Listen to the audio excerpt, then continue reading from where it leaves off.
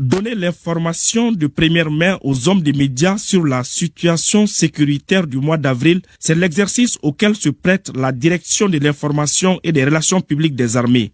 Une occasion surtout pour elle de séparer le bon grain de l'ivraie en expliquant ce qui s'est réellement passé lors des différentes opérations menées et des attaques repoussées par les FAMA le mois dernier. Le mois dernier a été marqué par quelques grands événements tels que l'embuscade du 18 avril 2023 contre une équipe de la cellule des œuvres sociales du président de la transition, au cours de laquelle les femmes ont perdu 2 hommes, un adjudant et un sergent-chef. L'adjudant qui était le chef de cabinet du président de la transition. Il y a eu aussi ce même mois d'avril, notamment le 22 avril, après la fête de Ramadan, la tentative d'attaque d'envergure de la Katiba Massina contre les installations de la base aérienne de Sévaré. Il y a eu le même jour l'attaque d'un convoi logistique FAMA vers Mourdia et le crash de l'hélicoptère Mi-24 des forces armées maliennes. L'attaque contre le groupe terroriste dans le secteur de Dourou, région de Badiangara, et enfin la saisie dans le secteur de Tombouctou d'une importante quantité de motos, soit plus de 200 nouvelles motos qui ont été saisies par les forces armées maliennes dans la région de Tombouctou.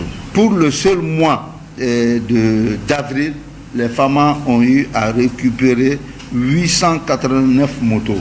Durant le mois d'avril, plus d'une centaine de terroristes ont été neutralisés, des sanctuaires détruits et des matériels récupérés. Il y a eu moins de pertes du côté FAMA comparativement au mois de mars.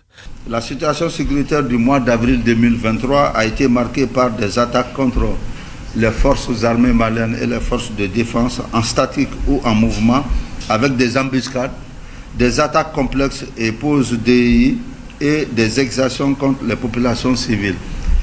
Donc cette situation, la situation sécuritaire de ce mois, du mois passé du moins, se résume avec 7 incidents EI, 12 attaques directes et indirectes. Des attaques de braquage et d'assassinat ont été moins marquées par rapport au mois de mars. Aussi, bien que le nombre d'incidents EI a augmenté au mois d'avril, le bilan de ces incidents a été moins que le mois précédent, car la plupart des EI ont été soit neutralisés ou n'ont pas fait de victimes. En plus des opérations menées sur le terrain, le mois passé aura été marqué par le renforcement des capacités opérationnelles des forces armées maliennes. Donc le ministre de la Défense a reçu le 13 avril dernier l'ambassadeur de la Russie au Mali, Igor Gromyko. Donc en termes d'activité aussi, vous savez, il y a eu le 27 avril la remise d'équipements. Cette fois-ci, ce n'était pas des aéronefs, c'était des équipements terrestres avec des blindés, des camions d'allègement, des véhicules de transport, troupes, etc. En réponse à la question d'un confrère sur la tenue du référendum constitutionnel dans les zones de tension, le directeur de la DIRPA, le colonel Suleiman Damele, rassure. Selon lui, les dispositions sont prises pour assurer le bon déroulement du scrutin. Il a ensuite appelé les hommes des médias à plus de vigilance dans le traitement des informations.